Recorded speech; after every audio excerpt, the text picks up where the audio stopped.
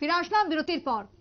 সংসদে সাসপেন্ড কাণ্ডে আজ শুক্রবার বিক্ষোভ কর্মসূচি ইন্ডিয়া জোটের। দিল্লির যন্তর মন্তরে কর্মসূচি নিলেও ইন্ডিয়া জোটের সাংসদরা ধর্ণা এবং বিক্ষোভ কর্মসূচি নিচ্ছে সাসপেন্ড হওয়া সাংসদরা।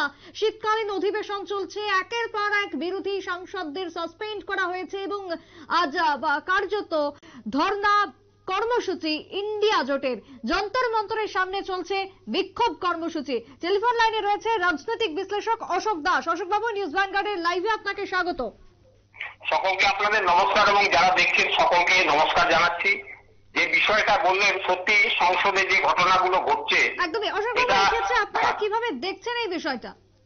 এটা দেখুন, এটা যদি নিরপেক্ষভাবে বলতে হয় যে এটা যে সরকারে যারা আছেন তাদেরও দেখতে হবে এবং যারা বিরোধীতে আছেন তাদেরও উভয়ের দায়িত্ব। কারণ হচ্ছে সংসদ অচল করে দেওয়াটাও যেমন ঠিক নয়, আবার সংসদ থেকে বিরোধীরা চলে যাবেন সেখানে বলতে বিল পাস হবে সেটাও ঠিক নয়। গণতন্ত্রের পক্ষে এটা শুভ নয়। কিন্তু যেভাবে বিরোধী দলের এমপি একজন দাঁড়িয়ে, যিনি রাজ্যসভার সভাপতি উপরাষ্ট্রপতি, ওনাকে যে ভাষায় এবং যে ব্যঙ্গাত্মক ভাবে ওনাকে বিকৃত মিমিক্রি করছেন, এটা সংসদীয় গণতন্ত্রের পক্ষে মোটেই শুভ নয়। ঠিক তেমনি ভাবে যে অমিত শাহজি স্বরাষ্ট্রমন্ত্রী, তিনি যেভাবে বিলগুলো আনছেন এবং পাস করার ব্যবস্থা করছেন একটা বিরোধী শূন্য আসন, সেই জায়গায় এটাও ঠিক হচ্ছে না। কারণ হচ্ছে গণতন্ত্রে বিরোধী থাকবে এবং বিরোধীরা অপোজ করবে, বিরোধীরা প্রতিবাদ করবে, এটাই গণতন্ত্রের একটা হচ্ছে মূল বিষয়। সেই জায়গা থেকে জানি না যে বিরোধী যারা এইরকম ভাবে এতগুলো লোক সাসপেন্ড হয়ে গেলেন, কেন সাসপেন্ড হয়ে গেলেন সেটা তো পরের কথা। এতগুলো লোক এইভাবে চিৎকার হল্লা চেঁচামেচি কি কোন একটা এই বিরোধী দলের ইন্ডিয়া জোটের মধ্যে কেউ কি এমন আছেন যারা দু চারটি দল যারা ইচ্ছাকৃত ভাবে এরকম চিৎকার চেঁচামেচি করে বিজেপিকে সুবিধা করে দিচ্ছেন? এরকমও তো কিন্তু জনগণের মনে কিন্তু এই প্রশ্নটা আসছে যে একবারে এত কোনো মানুষ কিভাবে সাসপেন্ড হয়ে যাক? আরে 2 জন 4 জন 7 জন 10 জন হতে পারে, কিন্তু এগুলো কিছু তো একটা কারণ করেছে। কারণ না করে তো তাদের এইভাবে সেখান থেকে সংসদ থেকে বাইরে বের করা যায় না। তাহলে কারণটা ঘটালেন কেন? এটা কি কোনো একটা মানে বিজেপি সরকারের সঙ্গে কিছু রাজনৈতিক দল যারা ইন্ডিয়া জোটের মধ্যে আছেন তাদের মধ্যে থেকে ভিতরে ভিতরে এনডিএ জোটকে দুর্বল করার একটা কাজ এখন থেকে শুরু হয়নি তো? এরকম কিন্তু মানুষ ভাবতে শুরু করেছে একদম। এবং সেক্ষেত্রে গতকালকে আমরা দেখেছিলাম যেখানে কার্যত উপরাষ্ট্রপতিকে সেখানে ব্যঙ্গোক্তি করা এবং তারপরে আজকে ধর্ণা চলছে। কি হবে আগামী দিনে, কি মনে হয় কি হতে চলেছে এক্ষেত্রে? না দেখুন, এটা ভারতবর্ষের গণতন্ত্রের পক্ষে মোটেই ভালো নয়। কারণ হচ্ছে বিরোধীরা থাকবে, সরকার পক্ষ থাকবে, সেখানে আলোচনা হবে, যে কোনো বিলের উপরে আলোচনা হবে। সেই আলোচনার পরিপ্রেক্ষিতে সেখান থেকে একটা ভারতবর্ষের জন্য, ভারতবর্ষের মানুষের জন্য, ভারত রাষ্ট্রের জন্য যেটা শুভ সেইটাই বেরিয়ে আসবে, সেইটাই পাস হবে। কিন্তু সেই আলোচনাটার সুযোগই যদি না থাকে, তুল্যমূল্য বিচারই যদি না হয়, এক পক্ষ যদি সেই বিচার করে যায়, তো বিচার হলো না, সেটা নিরপেক্ষতা হলো না, তাহলে সেখানে গণতন্ত্রটা থাকছে কোথায়? এখানে উভয়ের দায়িত্ব আছে, সরকার পক্ষ বিরোধী পক্ষ উভয়ের দায়িত্ব আছে। এই সরকারকে যেমন তাদের সুযোগ দিতে হবে, বিরোধীদের দরকার আছে যে সরকার পক্ষকে কাজ করার সুযোগ দিতে হবে।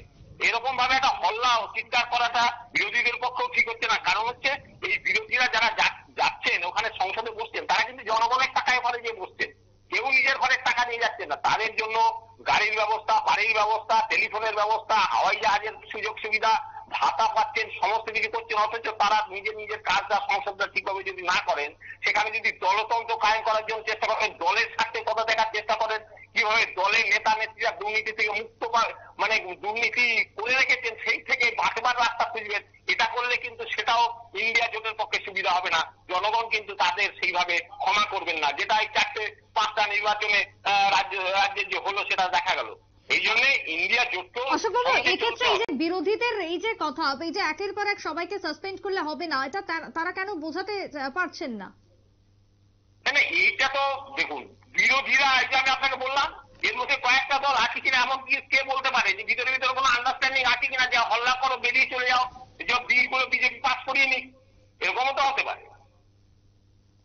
বিজেপি শুধু যে একা যে লড়াই করে দিচ্ছে তা তো নয়, বিরোধীদের অনেকে সুযোগ করে দিচ্ছেন তো, বিরোধীদের বিভিন্ন ভাবে সুযোগ করে দেয়। এবং মোদীকে হটাতে হবে, ভারতবর্ষের বিরোধিতা করার তো দরকার নেই। অনেক কাজ এমন করে যাচ্ছে তো ভারতবর্ষের বিরোধিতা করে যাচ্ছে, ভারতবর্ষের জনগণের বিরোধিতা করে যাচ্ছে। সেটা যে গণতন্ত্রের বিরোধিতা করে যাচ্ছেন, সেটা কিন্তু কাম্য নয়।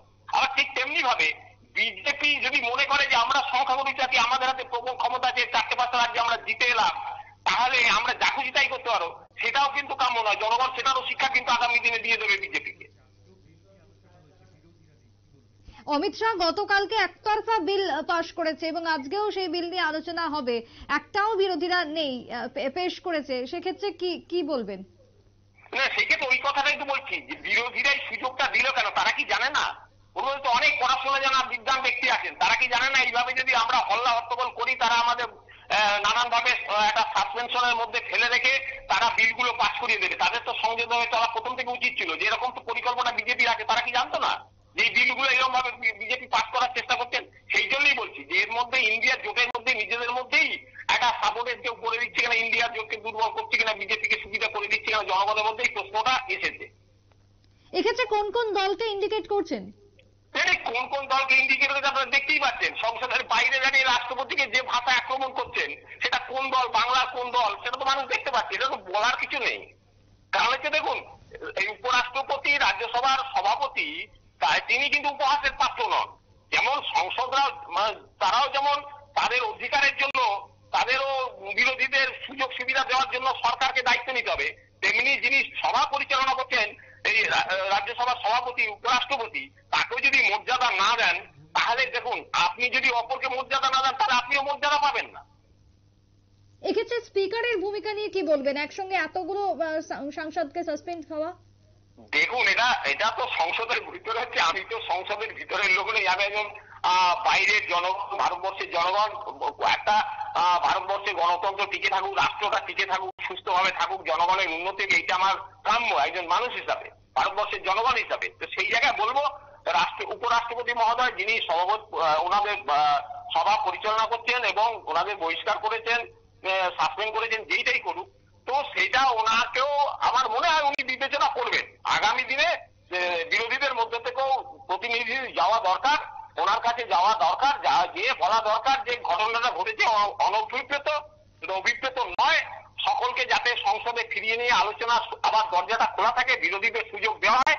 সেটা যদি আমার মনে হয় উপরাষ্ট্রপতির কাছে যদি ওনারা যান, প্রতিনিধি মন্ডলী ইন্ডিয়া জোটের, আমার মনে হয় এই সমস্যাটার সমাধান হতে পারে। কিন্তু যদি গোঁধকে ধরে বসে থাকেন, তাহলে তো হতে পারে না। কারণ হচ্ছে গণতন্ত্রের যদি ডায়লগ বন্ধ হয়ে যায়, তাহলে কোনো আলোচনা যদি বন্ধ হয়ে যায় দরজাটা, তাহলে কোনো সমস্যার সমাধান হবে না। গণতন্ত্রের ডায়লগ সবসময় চালু রাখতে হবে। সেই জন্য ইন্ডিয়া জোটের যারা সাসপেন্ড হয়েছেন, তাদের মধ্যে থেকে নেতা যারা আছেন, তাদেরকে আলোচনা করা হয়েছে স্পিকারের সঙ্গে।